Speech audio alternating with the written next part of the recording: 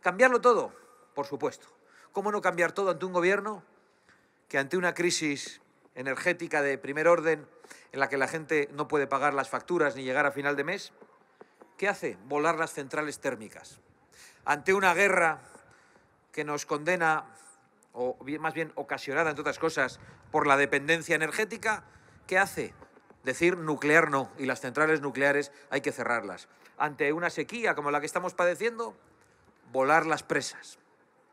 Es decir, es un gobierno que toma decisiones directamente contra el pueblo, con el aval del Congreso de los Diputados, que ha contado, en este caso, con la única oposición de Vox, cuando han prohibido explorar nuestros propios recursos naturales y energéticos, con una propuesta del gobierno a la que solo Vox se ha opuesto. Este es un gobierno que ante una epidemia, cuando los españoles lo están pasando peor, solo se le ocurre restringir libertades y que recibe después el reproche o la condena del Tribunal Constitucional, a pesar de lo cual, y esto no ocurriría en ningún país de Europa, el gobierno ha seguido en sus puestos. Nadie ha dimitido. En otros lugares copian un párrafo de una tesis doctoral hace 5 años antes de entrar al gobierno y, vamos, dimite todo el gobierno. Aquí les pillan en su propia acción política, en el ejercicio de sus funciones, pisoteando derechos y libertades, declarando un estado de alarma ilegal y no dimite, iba a decir una expresión un poco fuerte, no dimite nadie. No dimite nadie. Por lo tanto, sí queremos cambiarlo todo. Ante las ocupaciones que hace este gobierno, ante el hecho de que la propiedad privada esté en jaque, pues impulsar las ocupaciones y además amenazar a las empresas que se ofrecen a los españoles para poder devolverles su vivienda. Tiene narices lo que provoca este gobierno que habla de los servicios públicos, que está en contra de la privatización, hace que los españoles, porque no les puede defender la policía con las leyes actuales, tengan que recurrir a empresas privadas para poder defender su propiedad. Y sale ayer la niña de la curva de Podemos amenazando a esta empresa con la ilegalización.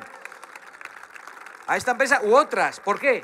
Porque están contra la propiedad privada, porque están deseando que se asalten las casas. Y no hay matices en esto. No hay matices, es una demostración palpable. Es todo lo que dicen. Teníais que haberle visto ayer exaltada, con la vena hinchada y amenazando a los que ayudan a la gente a desocupar casas, en vez de perseguir a los delincuentes y a los ocupas, a los que había que sacar de una patada en el culo en un minuto. Y ese es el gobierno que tenemos. Un gobierno que quiere una legislación penal al servicio de los delincuentes. Y de esto no son únicamente responsables ellos. Este es un problema histórico en España. Pero ellos desean este tipo de legislación. Un gobierno que provoca pues que ante un individuo que intenta secuestrar el otro día en San Sebastián a una niña de 11 años en plena calle, el padre lo ve, que se intenta llevar a su hija, le da un bofetón al secuestrador, el padre imputado y la Fiscalía pide una multa y una indemnización. ¿Qué haríais vosotros con este padre? ¿Darle una palmada, invitarle una cerveza, darle una medalla, que le hagan unos artículos en el periódico como Padre Coraje? No, aquí a perseguirle. Un gobierno que tiene a la gente asustada porque no le permite ni defenderse. No solo te pueden asaltar tu casa cuando no estás, sino que te pueden asaltar cuando estás. Pasó en Ciudad Real hace poco y ha pasado en muchos lugares. Hubo un señor que se defendió con tan mala suerte que mató a quien había asaltado su casa. Bueno, peor suerte habría corrido si muere él. Bueno, pues 12 años pide la Fiscalía para un señor que se ha defendido en su propia casa y que lleva en prisión preventiva desde hace 2 años. 12 años. Es decir, un gobierno que está promoviendo la ocupación, que está defendiendo a los delincuentes. Un gobierno que persigue a un padre porque defiende a su hija cuando va a ser secuestrada. Esto no son invenciones. Esto son cosas que aparecen en los propios periódicos, esos que tanto manipulan, pero que no pueden ocultar estas noticias. Un gobierno que se declara feminista y que para probarlo da un premio a más de 1000 violadores. A 70 de ellos el premio gordo y los pone en la calle. Entre esos, a varios pederastas. Un gobierno que defiende a los niños también, con algunas leyes, dicen. Sueltan a los pederastas, a las niñas tuteladas que debían estar protegidas por las instituciones. Resulta que las prostituyen.